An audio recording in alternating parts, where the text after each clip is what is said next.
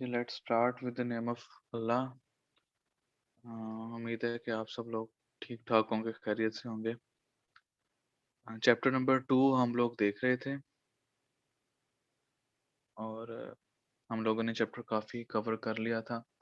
कुछ टॉपिक्स रह गए हैं। आज इंशाल्लाह हम करके तो अपना चैप्टर कंप्लीट कर लेंगे एंड इंशाल्लाह within this week from next lecture we shall start our new chapter. First of all, this is a joint session of morning and evening class. Tuesday वाले दिन मेरी कुछ और एंगेजमेंट्स हैं, कुछ काम होते हैं जिसकी वजह से मैं वो क्लास नहीं कंडक्ट कर पाता। तो जो हमारी मॉर्निंग की क्लास है उनके लिए अनाउंसमेंट ये है कि for some next few lectures हमारी ये जो फर्स्ट क्लास होती है इस वीक की ट्यूसडे वाली जो है class, date will be on Monday 12:30। और चूंकि मंडे को आप लोगों की क्लास सिर्फ एक ही होती है तो लिहाजा मेरे ख्याल ज़्यादा इशू नहीं होगा बच्चों को। दूसरी क्लास आपकी 12:30 बजे हो जाया करेगी एसएस की क्लास के साथ, तो ये कंसेक्टिव हमारी क्लास हुआ करेगी फॉर सम नेक्स्ट लेक्चर्स। उसके बाद फिर हम इंशाल्लाह इसको टाइम को अपने दोबारा रूटीन पे ले आएंगे। तो ये मैं इस वजह से बता रहा हूँ कि बार बार स्टूडेंट्स क्यूरीज ना पूछ पूछ करें और कुछ पूछे ना, और जो है वो बार बार आप लोगों को इन्फॉर्म जो करना पड़ता है उसकी जरूरत नहीं, एक ही दफा अनाउंसमेंट हो जाए। अच्छा जी। अम, अब कौन है जी, सी आर या जी आर, कोई जिसने ज्वाइन किया हो? करें अपना माइक ऑन करें।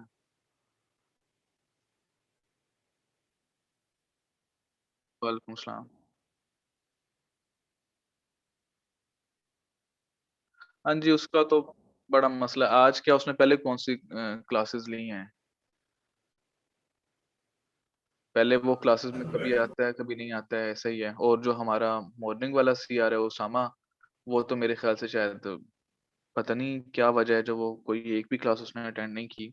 बहरहाल मैं तो ऐसे स्टूडेंट्स को एक्सेप्ट नहीं करता, ना ही मैं उसको अलाउ करूंगा मिड में एंटर होने के लिए। मेरे पास तो सारे अटेंडेंस का रिकॉर्ड जो है वो मेंटेन्ड है।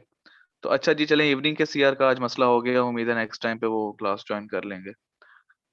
जी आर किधर है जी? Yes sir. ठीक है, अच्छा बेटे, आपको होस्ट बना रहा हूँ, आप श्योर सर। ऐड कर लें बच्चों को। Okay sir.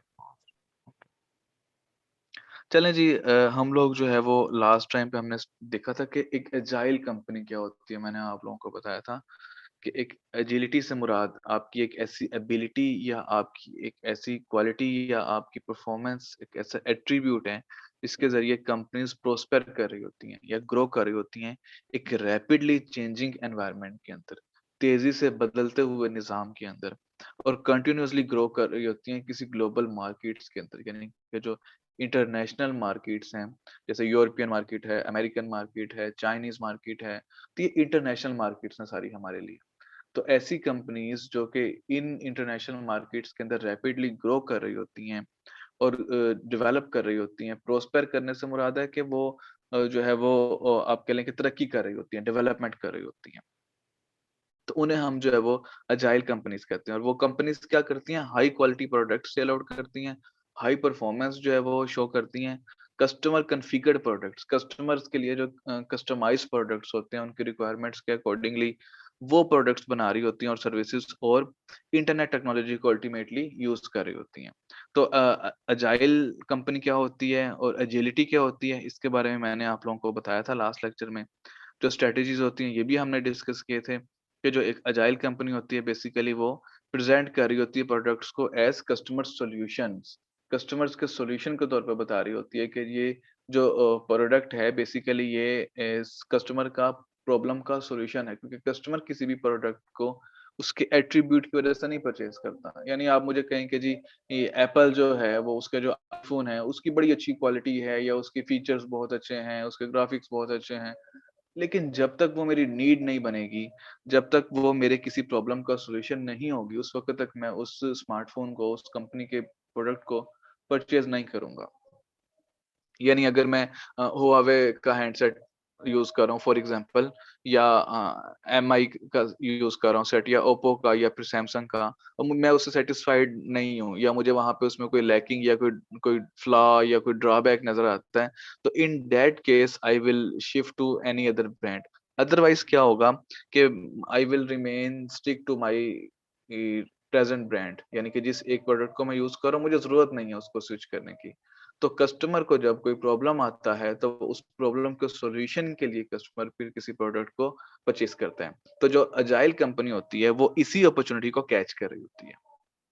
कोविड 19 हर पर्सन के लिए प्रॉब्लम है। 2.7 मिलियन लोग, 27 लाख से ज्यादा लोग इसकी वजह से ओवरऑल वर्ल्ड वाइड जो है वो उनकी डेथ हो चुकी है। पूरी दुनिया के लिए इशू है। मैंने लास्ट टाइम भी आपको ब्राइट की एग्जांपल दी थी कि ब्राइट जो एक डिटर्जेंट पाउडर है, वो यही करता है, इस अपॉर्चुनिटी को कैच करता है कि जी सिर्फ डिटर्जेंट नहीं है बल्कि जो आपके जर्म्स हैं या जो वायरसेस हैं, इनके भी खात्मे के लिए आप ब्राइट को यूज करें।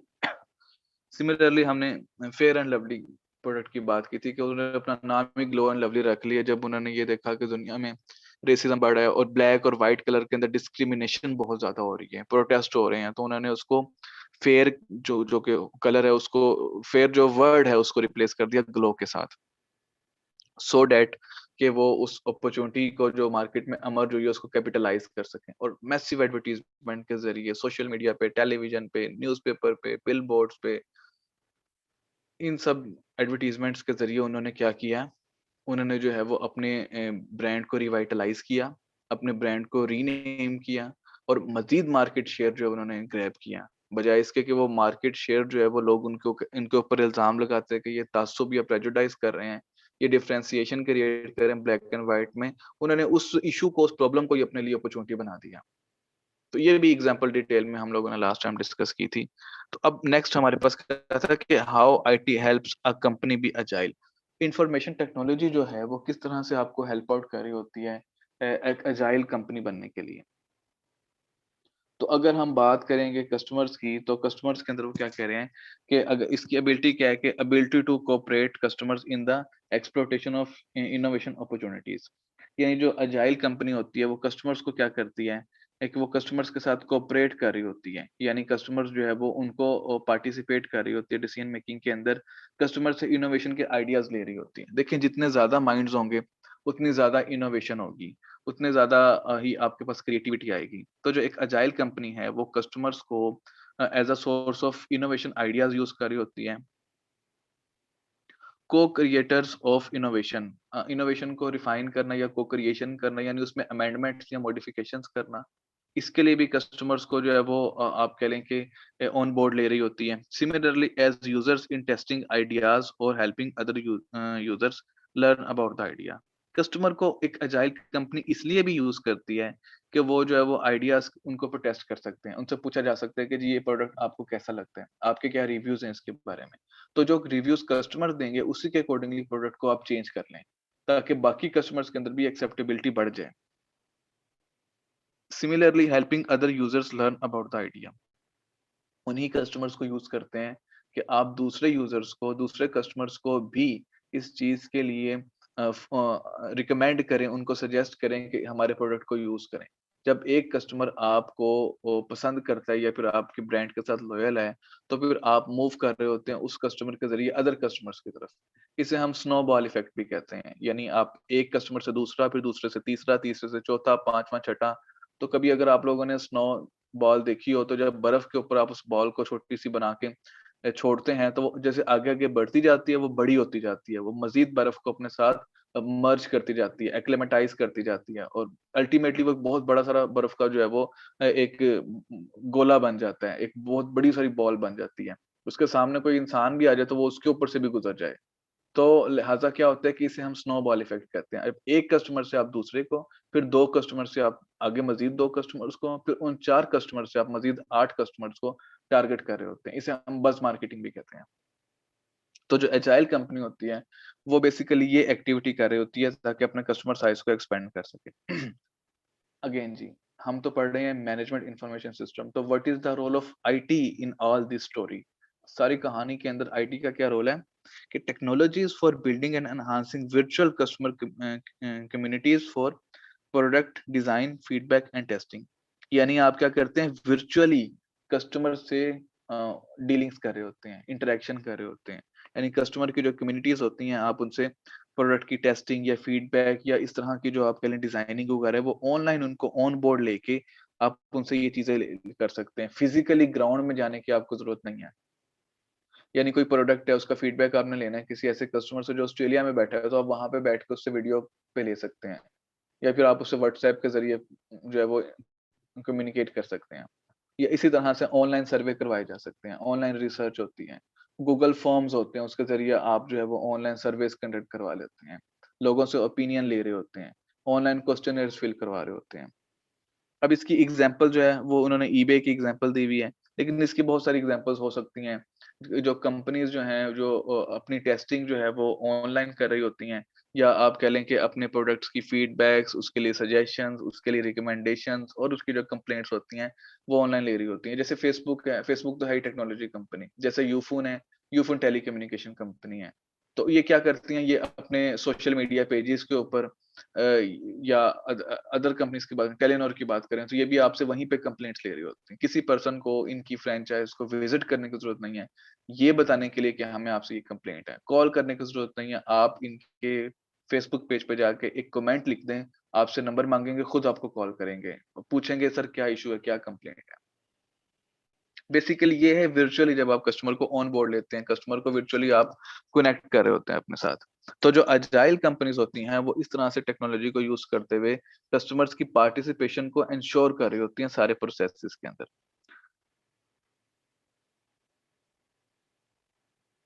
भाई क्या बात है, 01 रोल नंबर इवनिंग, कौन है ये बंदा?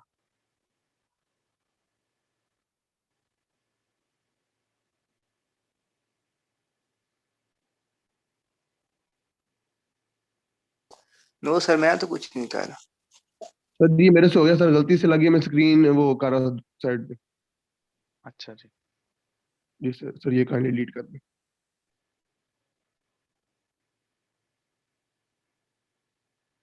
पार्टनरिंग की अगर हम बात करें, तो इससे मुराद है आपके पार्टनर्स जो हैं, यानी इससे मुराद है जो आपके मेंबर्स हैं, सप्लाई चेन के हो सकते हैं।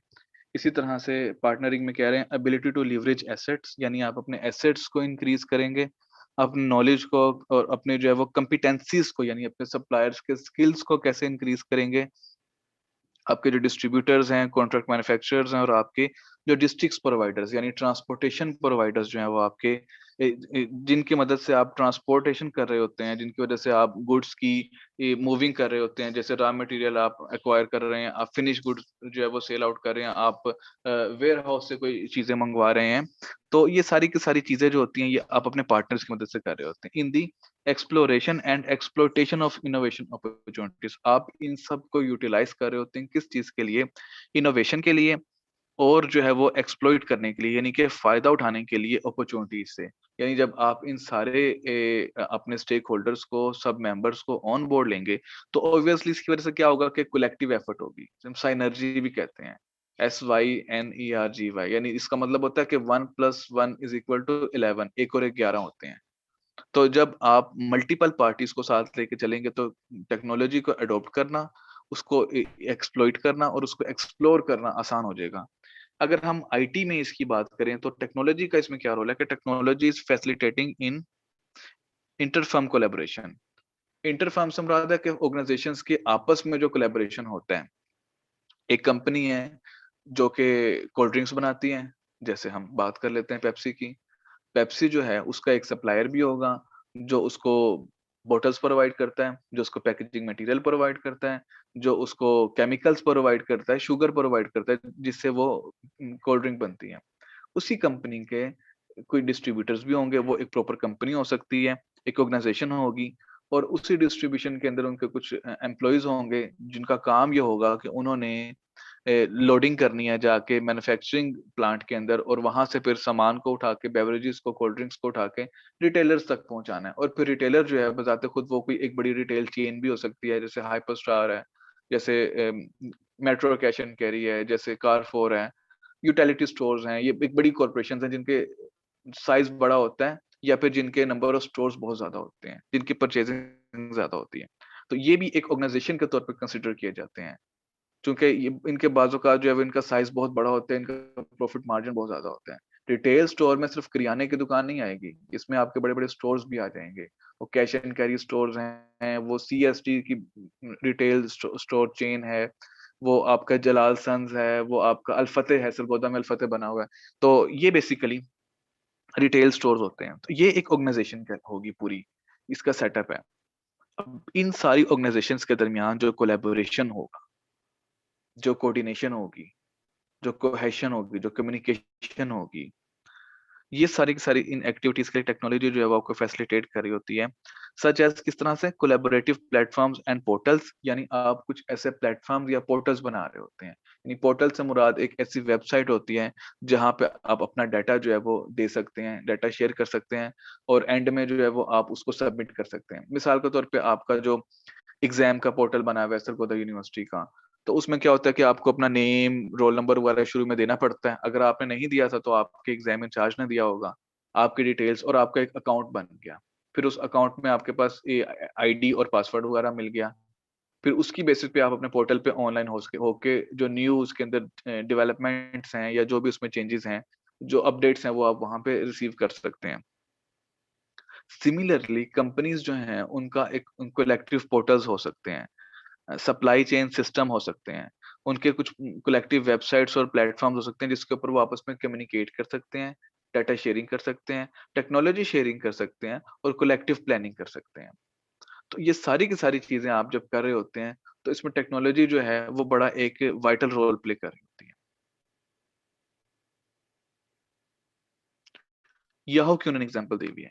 याहू को हम लोग जानते हैं ईमेल आईडी के लिहाज़ से, लेकिन याहू एक वैसे बहुत बड़ी कंपनी है जो कि मीडिया सर्विस भी है जिसकी, पोर्टल सर्विसेज़ भी हैं, कम्युनिकेशन सर्विसेज़ भी हैं। तो वो कह रहे हैं कि याहू ने एक सिग्निफिकेंट ट्रांसफॉर्मेशन जो है वो लेके आया है, एक बड़ा चेंज लेके आया है अपने सर्विसेज़ के अंदर। एक सर्च इंजन से, जैसे गूगल एक सर्च इंजन है ना, गूगल पे आप कोई चीज़ लिखें तो उसको सर्च करें, वो आपके सामने मल्टीपल टैब्स आ जाते हैं। उसी तरह याहू भी एक सर्च इंजन है। याहू पर भी जब आप कोई चीज़ सर्च करते हैं तो ये भी आपको रिज़ल्ट्स देता है। हम ज़्यादा फ़ैमिलियर नहीं है याहू के साथ, इसलिए हमें ज़्यादा इसका आइडिया नहीं है। तो सर्च इंजन से उसने अपने आप को ट्रांसफ़ॉर्म किया into a portal bye initiating, एक पोर्टल के अंदर कन्वर्ट किया है, इनिशिएट करके, न्यूमरस पार्टनर्स को ऐड करके, पार्टनरशिप करके बहुत सारी कंपनीज़ के साथ और जो है वो अब कंटेंट प्रोवाइड करता है और other media related services provide करता है अपनी वेबसाइट से। पहले याहू सिर्फ एक सर्च इंजन था, जैसे गूगल है। बाद में इसने न्यूज़पेपर भी लॉन्च किया, यानी इसके इसके मैगज़ीन्स भी हैं, न्यूज़पेपर्स भी हैं। फिर इसके अलावा जो है वो ये कंटेंट भी प्रोवाइड करता है। कंटेंट से मुराद है आपको कंसल्टेशन की सर्विसेज़ हो सकती हैं, सजेशंस हो सकती हैं। बहुत सारा डाटा होता है जो पेड होता है। सपोज़ मुझे कोई डॉक्टर से कम्युनिकेशन करनी है, कोई किसी डॉक्टर की इन्फॉर्मेशन चाहिए, भई उनका कौन-सा क्लिनिक है, वो उनका क्या नंबर है, वो किस जगह किस हॉस्पिटल में बैठते हैं। तो बाज़-औक़ात इस तरह की चीज़ें जो होती हैं वो पेड होती हैं। तो वेबसाइट्स आपको ये डाटा प्रोवाइड कर रही होती हैं लेकिन सेल कर रही होती हैं साथ-साथ, फ्री ऑफ कॉस्ट नहीं होगा फिर ये डाटा। तो कुछ डाटा ऐसा होता है जो कि पेड भी होता है और वो आप कह लें कि पर्सन या उस कंपनी की मर्ज़ी से होता है जिसका डाटा दिया जा रहा है।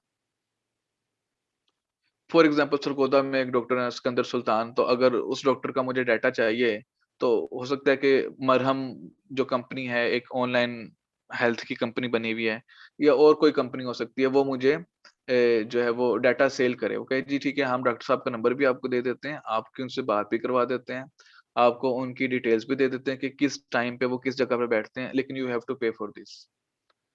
तो सिमिलरली इसी तरह से याहू ने क्या किया कि याहू ने जो है वो बहुत सारी कंपनीज़ के साथ, टेक्नोलॉजी कंपनीज़ के साथ, मैगज़ीन कंपनीज़ के साथ, न्यूज़पेपर कंपनीज़ के साथ कोलैबोरेशन करके उसने उनकी सर्विसेज़ ले ली और अब वो एक बड़ा प्लेटफ़ॉर्म बन गया है। सर्च इंजन से निकल के एक न्यूज़पेपर भी है, मैगज़ीन्स भी हैं और कंटेंट प्रोवाइडर भी है। आगे ऑपरेशनल जो है ये आप लोगों ने खुद रीड आउट करना है, बल्कि मैं चाहूँगा कि आप लोग अभी इसको रीड आउट करें। ये जो ऑपरेशनल आपकी अ, टाइप है एजिलिटी कंपनी की, एक एक यानी कि एक एक्टिविटीज़ होती हैं जो आपके डेली के जो ऑपरेशंस होते हैं या फंक्शंस जो होते हैं रूटीन के, उन्हें हम ऑपरेशंस कहते हैं। तो जो अजाइल कंपनी है वो अपने ऑपरेशंस किस तरह से परफ़ॉर्म करती है, टेक्नोलॉजी का उसके अंदर क्या रोल है और जो इसकी एग्ज़ाम्पल है, तो ये आप लोग जो है वो इसको रीड आउट करें और अभी मैं आप लोगों से फिर पूछता हूँ इसके बारे में।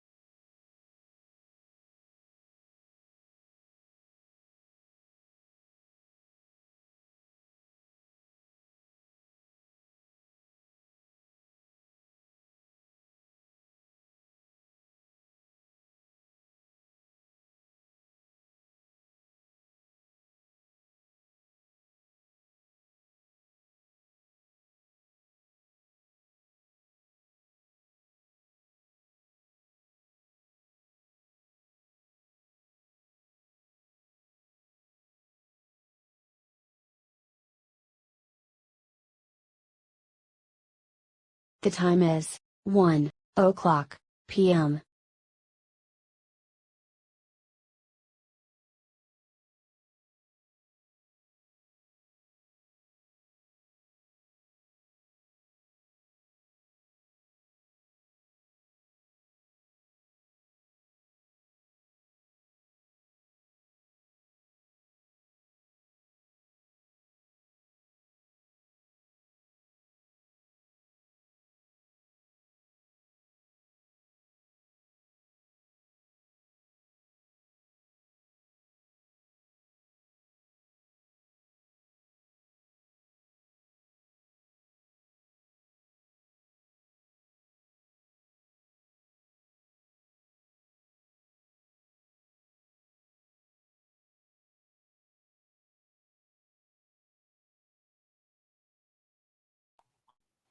जी, हो गया रीड आउट?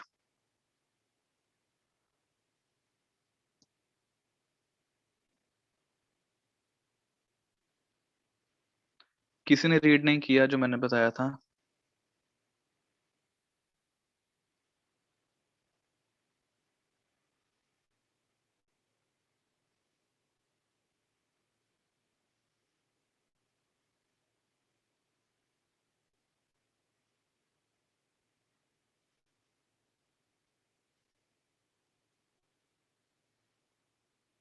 हाँ जी, साद 48 रोल नंबर।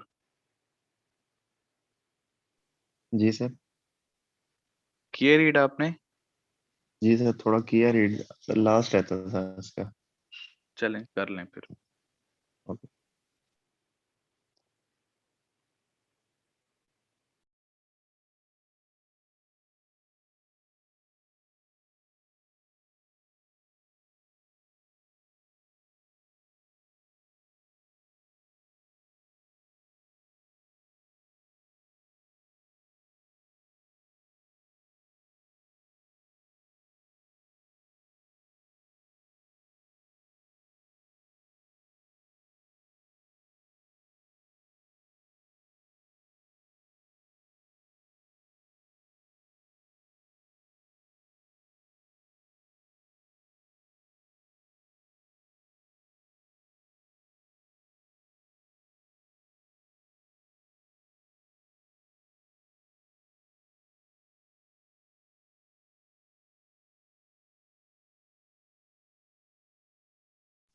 जी सर, कर लिया।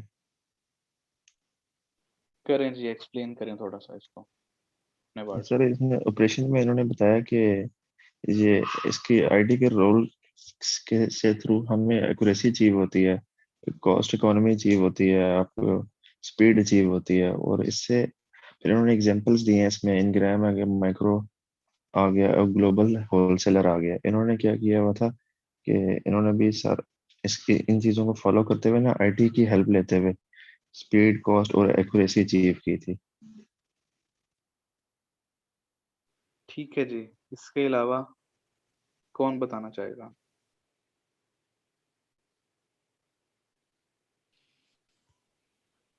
सर मैं बताऊं, जी जी। इसमें लोग ने ये बताया हुआ कि आप अपने बिजनेस के जो ऑपरेशंस होते हैं ना उसके अंदर आप एजिलिटी कैसे मतलब ला सकते हो और उसका क्या फ़ायदा हो सकता है। उसमें इन लोगों ने पहले बताया कि आप क्या अकम्प्लिश कर सकते हो अगर आपकी कंपनी एजाइल कंपनी है। अपने ऑपरेशंस के अंदर वो ला सकती है कि वो एक्यूरेट अपने ऑपरेशंस को एक्यूरेट कर सकती है और आपके जो बिज़नेस प्रोसेस होते हैं वो उसमें स्पीड अप कर सकते हैं वो लोग और न्यू अपॉर्च्युनिटीज़ इनोवेशंस में वो न्यू अपॉर्च्युनिटीज़ हासिल कर सकते हैं। और इसमें आईटी का रोल ये है कि वो आपकी जो बिज़नेस प्रोसेस होते हैं ना उनको इंटीग्रेट कर लेती है, मतलब उन सबको कनेक्ट कर लेते हैं। और इस एग्जांपल लोगों ने ये बताया है कि इनग्राम एक ग्लोबल होलसेलर है। उन लोगों ने क्या किया कि अपने सप्लायर्स और अपने कस्टमर्स को एक ही प्लेटफॉर्म के ऊपर उन लोगों ने कनेक्ट कर लिया, अपने बिज़नेस प्रोसेस को स्पीड अप करके। ठीक है जी, वेरी गुड। इन्होंने काफ़ी अच्छा एक्सप्लेन कर दिया। ऑपरेशनल से मुराद आप लोगों को पता है, मैं पहले भी रिपीट करता रहता हूँ कि जो आपकी ऑपरेशनल या रूटीन जो एक्टिविटीज़ होती हैं, हम उसकी बात कर रहे हैं, कि जिसके ज़रिए आपने स्पीड या एक्यूरेसी या कॉस्ट मैनेजमेंट करनी होती है और इनोवेशन अपॉर्चुनिटीज़ को कैपिटलाइज़ करना होता है।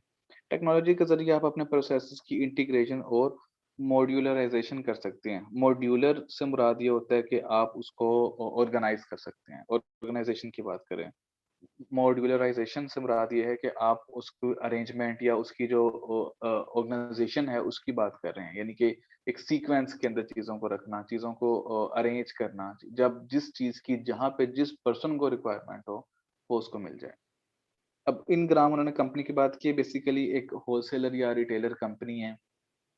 इसने अपने कस्टमर्स को और अपने सप्लायर्स को अपने enterprise resource planning ERP system के थ्रू, यानी कि इससे मुराद होता है कि आपका पूरा जो सॉफ्टवेयर सिस्टम होता है जिसके ऊपर आपकी कंपनी चल रही होती है, जिसके जरिए कंपनी के सारे डिपार्टमेंट्स आपस में कनेक्टेड होते हैं, उससे हम ईआरपी या एंटरप्राइज रिसोर्स प्लानिंग सॉफ्टवेयर कहते हैं। अब उसकी प्रोक्योरमेंट के बारे में और उसकी इन्वेंट्री की अवेलेबिलिटी के बारे में जो है वो सारी डिटेल्स उसके सप्लायर्स को और उसके कस्टमर्स को जो है वो एट अ टाइम मिल रही होती है, ताकि जो है वो उनको पता चल जाए कि कौन से प्रोडक्ट्स अवेलेबल हैं। सपोज मैंने अगर शॉपिंग करनी है, तो before going to shopping I have an option to check what products are available on that particular retail store. तो फिर क्या होगा कि मैं डिसाइड करूंगा कि अगर जो चीज़ें मुझे रिक्वायर्ड हैं, if those things are available on the retail outlet, then I will visit the store. Otherwise I have many other options to explore. मैं किसी और स्टोर पे जा सकता हूँ। इनग्राम को छोड़े 7-Eleven पे जा सकते हैं, टारगेट पे जा सकते हैं, वॉलमार्ट पे, अमेज़न से ऑनलाइन ऑर्डर कर सकते हैं।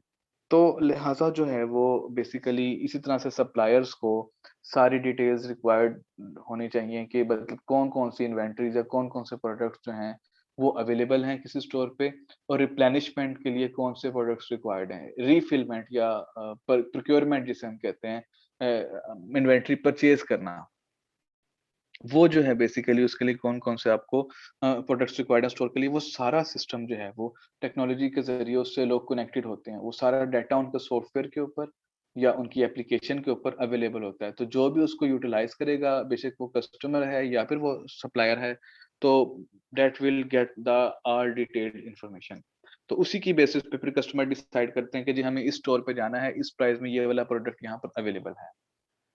या फिर हमें इस स्टोर पर फॉर एग्जांपल नहीं जाना, और उनके सप्लायर्स को भी पता है कि हमने जो है वो फॉर एग्जांपल जो है वो इस इन्वेंटरी या ये वाले जो प्रोडक्ट्स हैं, सपोज डेयरी के जो आइटम्स हैं या जो कॉस्मेटिक्स हैं या जो इलेक्ट्रॉनिक्स हैं, जो अप्लायंसेस हैं या जो कटलरी है या क्रोकरी है या जो भी सेक्शन हो सकता है, उस सेक्शन की रिप्लेनिशमेंट करनी है। वहां पे हमें ये वाले प्रोडक्ट्स जो है वो रिफिल कर रहे हैं। तो इससे मुराद है आप इंटीग्रेशन की बात कर रहे हैं, आप मॉड्यूलर की बात कर रहे हैं, तो ऑर्गेनाइजेशन की बात करें, किसी चीज़ की जो है वो सीक्वेंसिंग की बात कर रहे हैं। तो ये आपकी जो है वो ऑपरेशनल जो एक्टिविटीज़ होती हैं, अजाइल कंपनीज़ इस तरह से उनको परफ़ॉर्म कर रही होती हैं। फिर चलते हैं जी। Creating a virtual company. तो एक जो वर्चुअल कंपनी होती है वो इन्फॉर्मेशन टेक्नोलॉजी को यूज़ कर रही होती है, ताकि वो लिंक कर सके अपने लोगों को, ऑर्गेनाइजेशंस को, अपने एसेट्स को और अपने आइडियाज़ को आपस में कनेक्ट कर सके। जैसे आपकी वर्चुअल यूनिवर्सिटी है, वर्चुअल यूनिवर्सिटी का अगर कभी आप लोगों ने नाम सुना हो, उसमें लोग जाते नहीं हैं पढ़ने के लिए, क्लासेस लेने के लिए नहीं जाते हैं। वहाँ पर जस्ट पीपीटी स्लाइड्स लेने के लिए या वहाँ पे कुछ अपनी असाइनमेंट सबमिट करवाने के लिए, अब तो असाइनमेंट भी सारी ऑनलाइन सबमिट होती हैं। या थीसिस का डिफेंस देने के लिए या वाइवा देने के लिए, अब ये काम भी बल्कि ऑनलाइन हो रहे होते हैं। कोई भी काम जो है वो फिजिकली करने की जरूरत नहीं होती है वहां पे आपको। ठीक है, एक्सेप्शंस आर ऑलवेज देयर, कुछ ना कुछ चीजें एक्सेप्शंस होती हैं जो आपको नेसेसरीली फिजिकली विजिट करके करनी पड़ती हैं। जैसे किसी डॉक्यूमेंट पे आपके सिग्नेचर्स हैं या फिर आपकी आइडेंटिफिकेशन है या कोई ऐसा काम हो सकता है, लेकिन बाकी जितना भी काम है वो सारे का सारा आपका वर्चुअली हो रहा होगा। तो इंटर एंटरप्राइज इंफॉर्मेशन सिस्टम जो होता है वो बेसिकली क्या होता है कि जिसके अंदर आप लिंक कर रहे होते हैं कस्टमर्स को, सप्लायर्स को, सब कॉन्ट्रैक्टर्स को और कंपटीटर्स को। तो इंटर एंटरप्राइज इंफॉर्मेशन, इससे मुराद ये है कि एक ऐसी इंफॉर्मेशन बेस्ड कंपनी जो कि जिसमें मल्टीपल कंपनीज इन्वॉल्व होती हैं। जैसे हम कहते हैं इंटर सिटी बस, यानी कि डिफरेंट सिटीज में जाने वाली बस। इंटरनेशनल कंपनी यानी डिफरेंट कंट्रीज में, डिफरेंट जो है वो नेशंस में सर्व करने वाली कंपनी। तो इंटर एंटरप्राइज इंफॉर्मेशन सिस्टम से मुराद ये है कि ऐसा इंफॉर्मेशन सिस्टम जिसमें मल्टीपल कंपनीज जो है वो इन्वॉल्व हैं, जिसमें काफी सारी कंपनीज जो है वो मिलके वर्क कर रही हैं। तो उसमें क्या होगा कि वो आपस में अपने कस्टमर्स को, सप्लायर्स को, सब कॉन्ट्रैक्टर्स को, कंपटीटर्स को एक तरह से जो है वो सिस्टम के थ्रू लिंक कर लेती हैं। अब देखें, मिसाल के तौर पे आप समझ लें सोनी और एरिक्सन है, इन दोनों कंपनीज ने अपना ज्वाइंट वेंचर बनाया। ये दोनों कंपनीज कंपटीटर कंपनीज हैं। इसी तरह से इन्होंने कुछ और कंपनीज को अपने साथ इन्वॉल्व किया और एक ग्रुप बना लिया और टेक्नोलॉजी आपस में एक दूसरे के साथ शेयर की। होता है ना, कुछ टेक्नोलॉजी किसी एक कंपनी के पास है, दूसरी किसी और के पास है, कस्टमर्स शेयर किए कि जी आप भी हमारे कस्टमर्स को यूज कर सकते हैं, यानी आप उनका डाटा यूज कर सकते हैं और हम भी आपके कस्टमर्स का डाटा यूज कर सकते हैं, ताकि हम उनकी रिक्वायरमेंट्स के मुताबिक प्रोडक्ट्स बना के उनको टारगेट कर सकें। अपने सब कॉन्ट्रैक्टर्स जो हैं वो उनको भी आप जो है वो आपस में लिंक कर सकते हैं। तो कंपटीटर से मुराद ये होता है कि जब हम ब्रॉडली देखते हैं तो एक कंपनी के लिए जो दूसरी किसी भी सेगमेंट की कंपनी है वो उसका कंपटीटर है। मिसाल के तौर पे जो नेस्ले मिल्क पैक है, अब कस्टमर के पास तो जो पैसे हैं वो लिमिटेड है ना, या तो वो नेस्ले मिल्क पैक परचेज कर ले, वो एक्वाफिना का मिनरल वाटर परचेज कर ले, या वो कोका कोला की कोल्ड ड्रिंक परचेज कर ले, या वो शीजान का जूस परचेज कर ले। तो ये सारे आपस में कंपटीटर्स हैं। जिस कस्टमर के पास 50 रुपीज है उसने इनमें से किसी एक के ऊपर स्पेंड करना है, और हैं सारे बेवरेजेस मिलती जुलती नीड्स को फुलफिल करते हैं। जूस है, मिल्क है, कोल्ड ड्रिंक है, मिनरल वाटर है, अल्टरनेटिव्स के तौर पे यूज हो रहे होते हैं। तो ये सारी कंपनीज आपस में कंपटीटर बन जाती हैं फिर इस तरह से। हालांकि डायरेक्ट इनका कंपटीशन नहीं है, लेकिन इनडायरेक्टली ये कंपटीशन में है एक दूसरे के साथ। तो लिहाजा जो है वो ये जब इन सब चीजों को आप आपस में लिंक कर रहे होते हैं, कस्टमर्स को, सप्लायर्स को, सब कॉन्ट्रैक्टर्स को, कंपटीटर्स को, तो फिर आप एक इंटर एंटरप्राइज इंफॉर्मेशन सिस्टम की बात कर रहे होते हैं। ऐसा इंफॉर्मेशन सिस्टम जो कि मल्टीपल ऑर्गेनाइजेशंस को आपस में कनेक्ट कर रहा है। अब जो वर्चुअल कंपनी होती है, तो ये डायग्राम थोड़ी सी कॉम्प्लेक्स है लेकिन ये चीजें बड़ी आसान लिखी हुई हैं। उसकी एक बाउंड्री होती है, यानी जो एक ऑनलाइन सेटअप या ई कॉमर्स बेस्ड कंपनी होगी, हम उसकी बात कर रहे हैं। उसकी एक बाउंड्री होगी, ओब्वियसली उसमें इंट्रानेट होगा, इंटरनल कुछ पार्टीज होंगी, वो इंजीनियरिंग टीम्स भी हो सकती हैं, वो क्रॉस फंक्शनल टीम्स भी हो सकती हैं, वो आपके आप कह लें कि मैन्युफैक्चरिंग टीम्स भी हो सकती हैं, वो customer response and order fulfilment teams भी हो सकती हैं। ये सब डिपार्टमेंट्स की बात हो रही है। यानी आप समझ लो उसमें ऑपरेशंस डिपार्टमेंट भी होगा, उसमें सेल्स डिपार्टमेंट भी होगा, प्रोक्योरमेंट डिपार्टमेंट भी होगा, रिसर्च डिपार्टमेंट भी होगा, फाइनेंस डिपार्टमेंट भी होगा। तो लिहाजा जो है वो किसी एक कंपनी में ये सारी टीम्स या ये सारे डिपार्टमेंट्स होते हैं जो कि उसकी बाउंड्री के इनसाइड होते हैं, या बाउंड्री के आप कह लें कि प्रेमिसेस के अंदर होते हैं, उसके विसिनिटी के अंदर होते हैं। जबकि अगर हम उसके प्रेमिसेस से बाहर की बात करें, उसके बाहर के इलाके की बात करें, आउटसाइड की बात करें, तो उसमें क्या क्या आ जाएगा?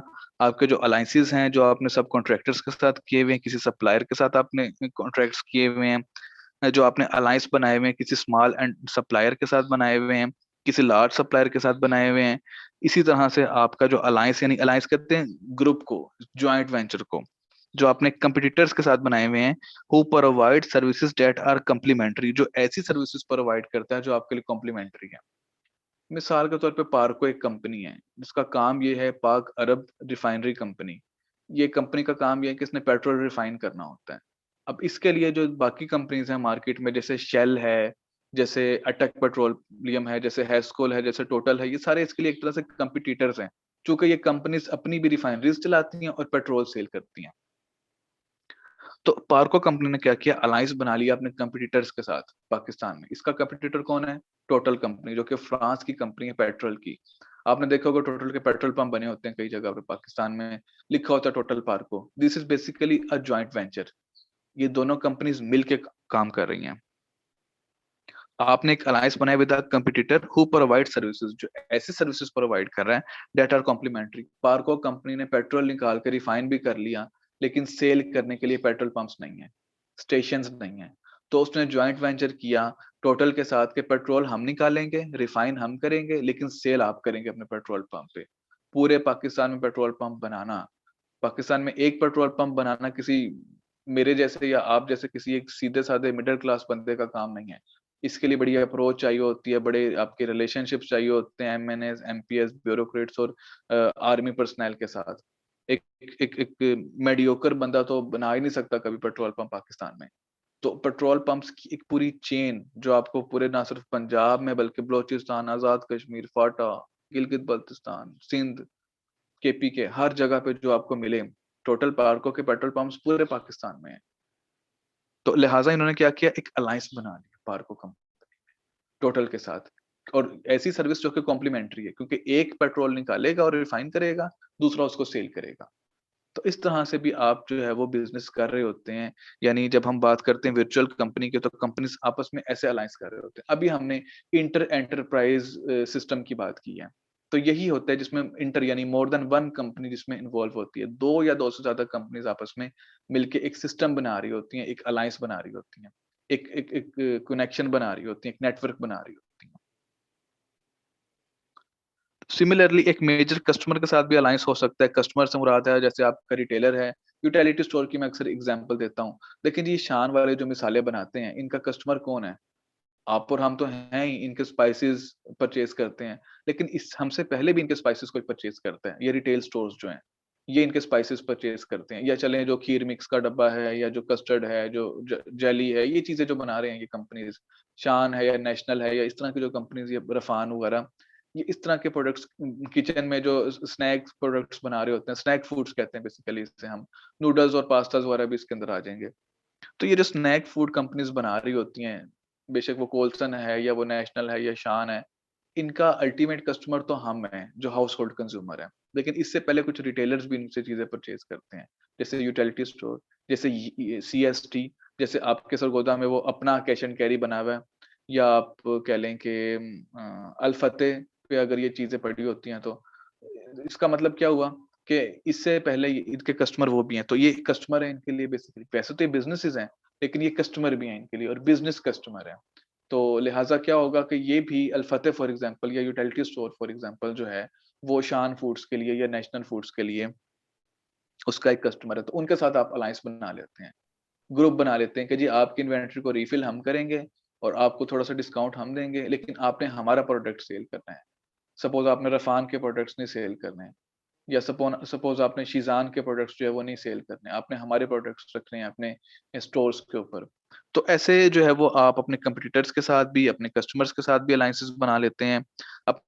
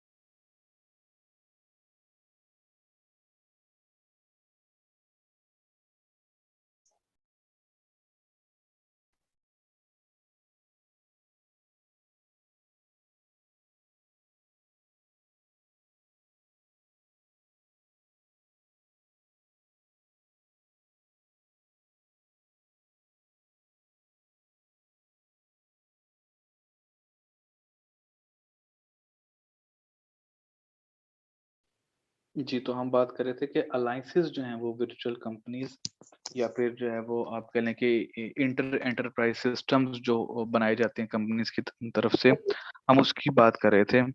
तो उसके अंदर हम देख रहे थे कि आप सप्लायर्स के साथ अलायंसेस बना रहे होते हैं। टेट्रा पैक कंपनी के अलायंसेस होते हैं, यानी ये एक जॉइंट वेंचर बना लेती है कंपनी शान के साथ, रफ़ान के साथ या लज़ीज़ा फूड्स के साथ या नेशनल फूड्स के साथ कि जी आपके जितने भी प्रोडक्ट्स हैं, वो नूडल्स हैं, वो पास्ताज़ हैं, वो कस्टर्ड्स हैं, जेलीज़ वगैरह जो भी हैं, उसके लिए हम आपको पैकेज प्रोवाइड करेंगे। हम आपको बॉक्सेस पैकेजिंग प्रोवाइड करेंगे। प्रिंट शिंट करके आपका नेम लोगो-शोगो लगा के सारे डिटेल्स लिख के प्राइस और उसका बैच और उसकी जो है वो एक्सपायरी डेट और उसके इंग्रीडिएंट्स वगैरह लिख के, तो इस तरह से जब आप एनालिसिस कर रहे होते हैं, तो ये पहली बात तो ये कि आपके एक्स्ट्रानेट्स होते हैं, यानी आपके एक्सटर्नल स्टेक होल्डर्स होते हैं जिनके साथ आप पार्टनरशिप कर रहे होते हैं।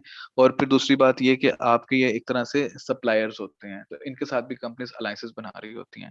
तो हम यहाँ पे चूँकि देख रहे हैं वर्चुअल कंपनी से मुराद जो कंपनीज़ टेक्नोलॉजी को यूज़ करके इन अलायंसेस को से बेनिफिट लेंगी, इन अलायंसेस को डेवलप करेंगी, इनको यूटिलाइज़ करेंगी, वो वर्चुअल कंपनीज़ कहलाएँगी। और इसी तरह से ये companies inter enterprise information system बना रही होती हैं, यानी ऐसा इंफॉर्मेशन सिस्टम जो कि इंटर एंटरप्राइज होता है, यानी कि आप कह लें कि companies more than one companies जो है वो आपस में कनेक्टेड होती हैं एक सिस्टम के थ्रू, अपने कस्टमर्स के साथ बना सकती हैं, अपने सप्लायर्स के साथ, अपने कंपटीटर्स के साथ, जैसे मैंने अभी आपको टोटल पार्को की एग्जांपल दी है। सोनी एरिक्सन ये दोनों आपस में कंपटीटर्स हैं। इन्होंने जॉइंट वेंचर बनाया हुआ है। चैंग होंग कंपनी चाइना की इलेक्ट्रॉनिक्स की कंपनी है, उसने रूबा ग्रुप के साथ पाकिस्तान में अप्लायंस एक अलायंस बनाया हुआ है। ये दोनों अप्लायंसेस कंपनीज हैं, इलेक्ट्रॉनिक्स बनाती हैं। टेलीविज़न हो गया, एलईडी हो गई, मतलब वाटर डिस्पेंसर हो गया या फिर आपके स्पीकर्स हो गए, माइक्रोवेव ओवन्स हो गए, रेफ्रिजरेटर वगैरह। तो इन्होंने चैंग होंग रूबा ने आपस में एक कनेक्शन बनाया हुआ है, एक जो है वो आपस में अलायंस बनाया हुआ है। तो और रूबा डिजिटल जो है वो उसकी ब्रांचेस के ऊपर चैंग होंग के प्रोडक्ट्स भी सेल हो रहे होते हैं। हालाँकि दोनों कॉम्पिटिटर्स हैं आपस में। 1 मिनट रुकिएगा।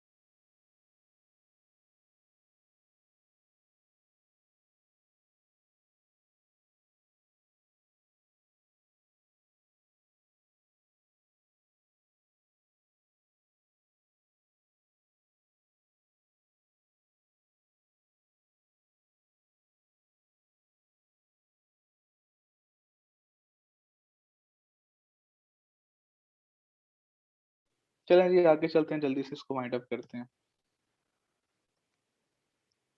वर्चुअल कंपनी स्ट्रेटजीज़ से मुराद है कि बेसिक बिज़नेस की जो स्ट्रेटजीज़ ये कंपनीज़ यूज़ कर रही होती हैं, यानी कि इन्फॉर्मेशन शेयर कर रही होती हैं और रिस्क शेयर कर रही होती हैं अपने अलायंस पार्टनर के साथ। ऑब्वियस सी बात है कि इन्फॉर्मेशन तो शेयर होगी चूँकि ये एक सिस्टम है।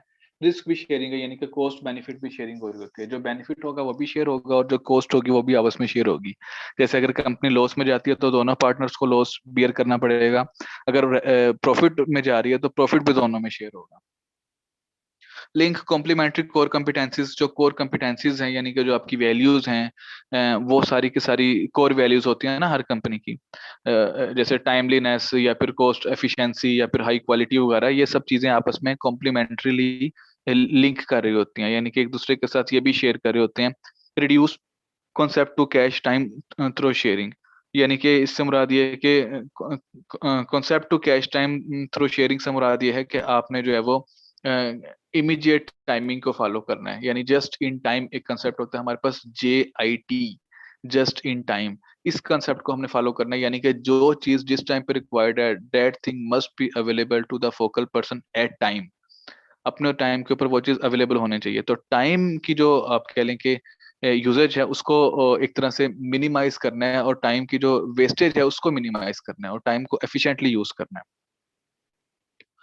Increase facilities and market coverage, यानी कि आप फैसिलिटीज या जो एक दूसरे के साथ रिसोर्सेज शेयर कर रहे हैं उनको और मार्केट कवरेज को ऑब्वियसली एक्सपेंड करना है, मार्केट शेयर को इंक्रीज करना है। और इसके अंदर क्या स्ट्रेटेजी यूज हो सकती है कि आप gain access to new markets and share market और कस्टमर लॉयल्टी। न्यू मार्केट्स को आप टारगेट करें, ऐसे प्रोविंसेस, ऐसे रीजन्स, ऐसे कंट्रीज जहां पे बिजनेस नहीं कर रहे उनको टारगेट करें, न्यू प्रोडक्ट्स ऑफर कर सकते हैं, और जो है वो आप कह लें कि कस्टमर को लॉयल बनाने के लिए लॉयल्टी प्रोग्राम्स वगैरह रन कर सकते हैं। Migrate from selling products to selling solutions, customers को प्रोडक्ट्स थोपने के बजाय कुछ स्ट्रेटेजी यूज करके प्रोडक्ट्स उन पे इम्पोज करने के बजाय कस्टमर की रिक्वायरमेंट्स और डिमांड्स को अंडरस्टैंड करके उनको सॉल्यूशन सेल आउट करें जो प्रोडक्ट्स उनको चाहिए, बजाय इसके कि आप उनको जो है वो वन टाइम सेलिंग करके प्रोडक्ट उन पे इम्पोज कर दें और वो नेक्स्ट टाइम कभी आपके पास रिपीट बाइंग ना करें और आपकी जो है वो रेपुटेशन और क्रेडिबिलिटी को भी बहुत ज्यादा डैमेज करें। उससे बेहतर ये कि कस्टमर को उनके एक्चुअली सॉल्यूशंस प्रोवाइड करें। तो ये सारी स्ट्रेटेजीज वर्चुअल कंपनीज यूज कर सकती हैं। Building a knowledge creating company क्या होती है कि नॉलेज क्रिएटिंग कंपनी या लर्निंग ऑर्गेनाइजेशन ऐसी ऑर्गेनाइजेशन होती है जो कि कंसिस्टेंसी के साथ न्यू बिजनेस नॉलेज को एक्वायर कर रही होती है, यानी नए से नई strategies, lessons, observations, experiences research कर रही होती है, और इसके अलावा disseminates it throughout the company. पूरी कंपनी में सब एम्प्लॉयज को वो नॉलेज डिसेमिनेट कर रही होती है, डिस्ट्रीब्यूट कर रही होती है, कन्वे कर रही होती है। सब एम्प्लॉयज तक लेटेस्ट जो अपडेट्स हैं, जो लेटेस्ट टेक्नोलॉजी है, जो लेटेस्ट इंफॉर्मेशन है वो प्रोवाइड करना। Builds it into its products and services, इसी की बेसिस पे अपने प्रोडक्ट्स और सर्विसेज को जो कंपनीज बना रही होती हैं लेटेस्ट ट्रेंड्स की बेसिस पे, फैशंस की बेसिस पे, सर्वेज की बेसिस पे, कस्टमर की करंट रिक्वायरमेंट्स की बेसिस पे, तो वो कंपनीज जो होती हैं वो नॉलेज क्रिएटिंग कंपनीज कहलाती हैं। क्लास मेरी बात समझ आ रही है? Yes, sir. Yes, sir. Yes, Yes, sir. There are two kinds of knowledge, दो तरह का नॉलेज होता है। एक्सप्लिसिट नॉलेज यानी कि जिसमें डाटा, डॉक्यूमेंट्स या रिटर्न थिंग्स वगैरह होती हैं जो कि कंप्यूटर में शेयर किया जाता है। ये टिपिकल या कॉमन नॉलेज होता है, ये कोई इतनी इसमें ज्यादा क्रिएटिव थिंग्स या इसमें बहुत ज्यादा एक्सेप्शनल इंफॉर्मेशन नहीं होती है। अच्छा डाटा जो कि रूटीन का डाटा या डॉक्यूमेंट्स होते हैं वो आपका एक्सप्लिसिट नॉलेज होता है। टैसिट नॉलेज जो होता है वो होता है how to knowledge in the workers mind, यानी कि जो आपका प्रैक्टिकल नॉलेज होता है। यानी अगर मैं आपको जुबानी बताता रहूं कि आपने गाड़ी ऐसे ड्राइव करनी है, आपने ऐसे गाड़ी में टर्न लेना है, आपने ऐसे ब्रेक लगानी है, आप इतने तरीके से नहीं समझ सकते। लेकिन जब आप उस कार को खुद प्रैक्टिकली रोड पे चलाएंगे तो जो चीजें आप ऑब्जर्व करेंगे, जो चीजें आप समझेंगे, जो चीजें आपको समझने में, सीखने में उस वक्त आएंगी, जो ऑब्जर्वेशन आपकी उस वक्त होगी, that should be called as tacit knowledge because this is the knowledge that resides in the mind of a person, किसी पर्सन के माइंड में कहाँ होता है। अच्छा, इसके अलावा represent some of the most important information within an organization, organization के अंदर जो बड़ी की और बड़ी जबरदस्त इंफॉर्मेशन होती है, बड़ी रेलेवेंट इंफॉर्मेशन होती है। जैसे आपका चीफ एग्जीक्यूटिव ऑफिसर, जो पर्सन 20-25 साल से ऑर्गेनाइजेशन में काम कर रहा है, कितनी इंफॉर्मेशन उसके पास होगी, कितनी स्टोरीज, कितने इवेंट्स, कितने जो है वो प्रोसीडिंग्स को उसने फॉलो किया होगा, कितनी मीटिंग्स को अटेंड किया होगा, कितने प्रोजेक्ट्स के ऊपर काम किया होगा। तो ये सारी की सारी चीजें जो होती हैं वो आपकी टैसिट नॉलेज में फॉल कर रही होती हैं। तो टेसिड नॉलेज इज जो आप कह लें कि नॉलेज क्रिएटिंग कंपनी होती है, वो टेसिड नॉलेज को भी अवेलेबल करती है दूसरे एम्प्लॉयज तक। होता क्या है कि हमारे जो ओल्ड एज एम्प्लॉयज होते हैं वो कहते हैं कि जी जो नॉलेज हमारे पास है हम वो किसी के साथ शेयर क्यों करें, या हम अपने स्किल्स, अपनी लर्निंग, अपनी ऑब्जर्वेशन और अपने एक्सपीरियंसेस को किसी के साथ शेयर क्यों करें। जो हमें आता है बस हम वो काम करेंगे, हमने किसी को लर्निंग नहीं करवानी है। तो लिहाजा इस तरह से जो है वो नॉलेज ऑर्गेनाइजेशंस के अंदर नहीं होता है। टैसिट नॉलेज और एक्सप्लिसिट नॉलेज, दोनों तरह का जो नॉलेज है वो शेयर किया जाता है एम्प्लॉयज के साथ, न्यू स्ट्रेटजीज को डेवलप करने के लिए, मार्केट शेयर को एक्सपेंड करने के लिए, न्यू कस्टमर्स को एक्वायर करने के लिए और अपनी प्रॉफिटेबिलिटी को मैक्सिमाइज करने के लिए।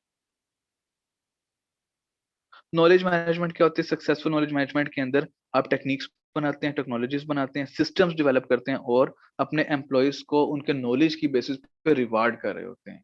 अपने एम्प्लॉयज को जो जितना ज्यादा नॉलेज क्रिएट करता है, जितना ज्यादा नॉलेज कंट्रीब्यूट करता है, शेयर करता है, आप वर्कशॉप्स करवा सकते हैं, आप सेमिनार्स करवा सकते हैं, आप कॉन्फ्रेंसेस करवा सकते हैं। होती है ना, अक्सर आप लोगों ने देखा होगा एनबीएस में जी कॉन्फ्रेंस हो रही है, एक सेमिनार हो रहा है, एक लिटरेरी फेस्टिवल हो रहा है। ये इस तरह की जो चीजें हो रही होती हैं, ये सारे नॉलेज शेयरिंग के लिए होती हैं। तो जो नॉलेज मैनेजमेंट होती है वो बेसिकली यही होती है कि इस तरह के नॉलेज को रेलेवेंट पर्सनल तक शेयर करना, डिसेमिनेट करना। Makes better use of accumulated workplace and enterprise knowledge, ताकि उसको आप बेटर तरीके से यूज कर सकें, जो कि ऑर्गेनाइजेशन का एक्यूमुलेटेड वर्कप्लेस या एंटरप्राइज नॉलेज है। तो वो बेसिकली जो है वो क्या होता है कि नॉलेज मैनेजमेंट के अंदर आप अच्छे से इस्तेमाल कर रहे होते हैं अपने कंबाइंड वर्क प्लेस यानी ऑर्गेनाइजेशनल नॉलेज को या एंटरप्राइज को नॉलेज को, और उसको कलेक्टिव बेनिफिट्स के लिए, ऑर्गेनाइजेशन के जो है वो मजमुई फायदे के लिए इस्तेमाल कर रहे होते हैं, ताकि एक आप विन विन सिचुएशन में चले जाएं। जिस पर्सन ने उस नॉलेज को क्रिएट किया है यानी लर्न किया है अपने एक्सपीरियंस से, अपनी ऑब्जर्वेशन से, अपने जो है वो नॉलेज, अपने स्किल से, अपनी एबिलिटीज को यूज करते हुए उस पर्सन को भी रिवार्ड करें और ऑर्गेनाइजेशन के भी बेनिफिट के लिए वो नॉलेज यूज हो, ऑर्गेनाइजेशन को भी उसकी वजह से बेनिफिट हो, यानी आपकी कॉस्ट रिड्यूस हो, आपकी क्वालिटी इंप्रूव हो, आपकी प्रॉफिटेबिलिटी इंक्रीज हो, आपके कस्टमर्स की लॉयल्टी इंक्रीज हो। तो नॉलेज मैनेजमेंट की जो टेक्निक्स हैं वो बेसिकली क्या हैं? 3 तरह की हैं, यानी एंटरप्राइज इंटेलिजेंस। नीचे से स्टार्ट करते हैं। डॉक्यूमेंट मैनेजमेंट, ये सबसे सिंपल होता है कि डॉक्यूमेंट मैनेजमेंट से मुराद है accessing and retrieving document stored online. Simple, जो कि डॉक्यूमेंट्स आपने स्टोर किए हुए हैं ऑनलाइन उनको एक्सेस करना और रिट्रीव करना, वो डॉक्यूमेंट मैनेजमेंट कहलाता है। और क्या क्या आता है नॉलेज मैनेजमेंट के अंदर? और आता है information creation, sharing and management. Information को क्रिएट करना, उसको शेयर करना और मैनेज करना। दूसरी चीज जो हमारे पास आती है वो नॉलेज मैनेजमेंट में ये है, इसमें क्या होता है, आप कैप्चर कर रहे होते हैं, डिस्ट्रीब्यूट कर रहे होते हैं एक्सपर्ट स्टोरीज को, यानी सीईओ जो अपनी, या आपके top chief financial officer, chief marketing officer, आपके जो रिसर्च हेड हैं, या इस तरह के जो बड़े की पोस्ट के ऊपर जो लोग सर्व कर रहे होते हैं, 15-15, 20-20 साल से एक ऑर्गेनाइजेशन के अंदर सर्व कर रहे होते हैं, वो अपने एक्सपीरियंसेस शेयर कर रहे होते हैं, अपनी स्टोरीज, अपनी केस स्टडीज शेयर कर रहे होते हैं और रियल टाइम इंफॉर्मेशन प्रोवाइड कर रहे होते हैं कि किस सिचुएशन के साथ कैसे आपने डील करना है, डिसीजन मेकिंग कैसे करनी है, सिचुएशन हैंडलिंग कैसे करनी है। वो कम्युनिकेशन और कोलैबोरेशन कर रहे होते हैं और न्यू कंटेंट की क्रिएशन कर रहे होते हैं। तो इस सब को हम कहेंगे information creation, sharing and knowledge.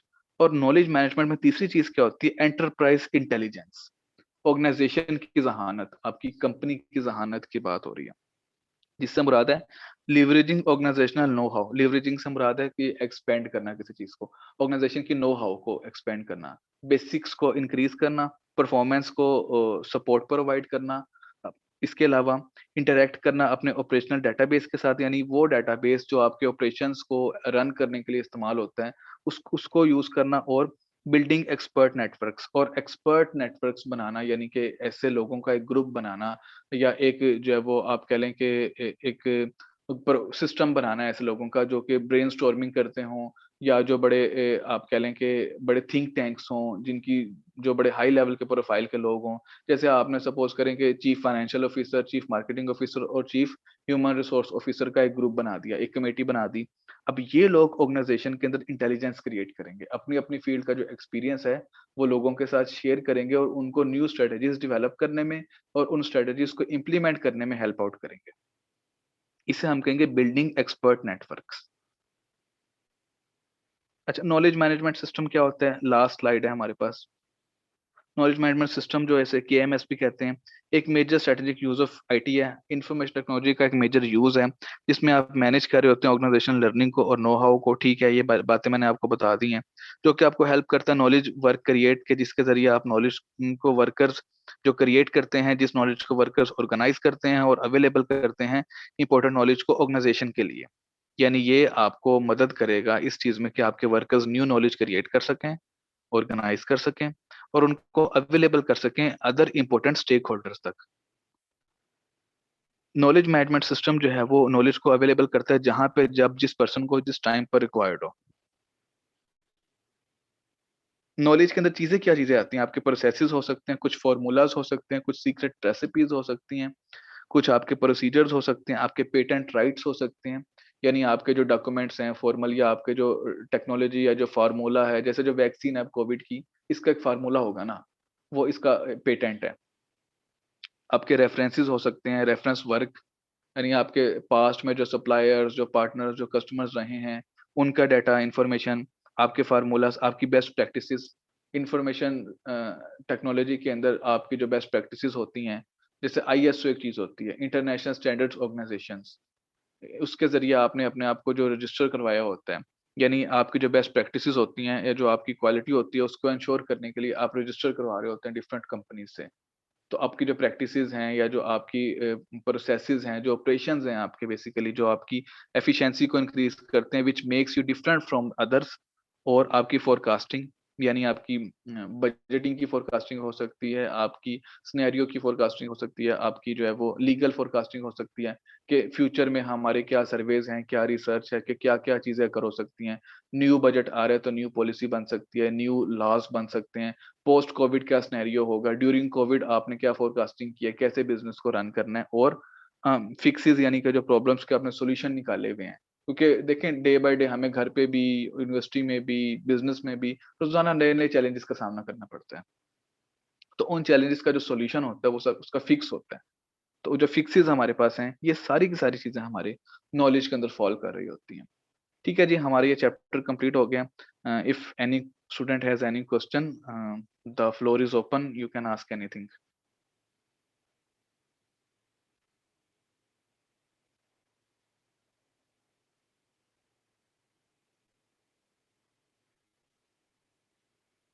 जी, कोई स्टूडेंट कुछ नहीं पूछना चाहता? सबके सब 44 लोगों को सब कुछ समझ आ गया? सर ये जो लास्ट स्लाइड है उस पे एंटरप्राइज इंटेलिजेंस थी सर, वो तो एक बार दोबारा बता दें। आपकी आवाज कट रही है। एंटरप्राइज सर इंटेलिजेंस, लास्ट अच्छा ये वाला। अच्छा ये कह रहे हैं आप? Yes sir.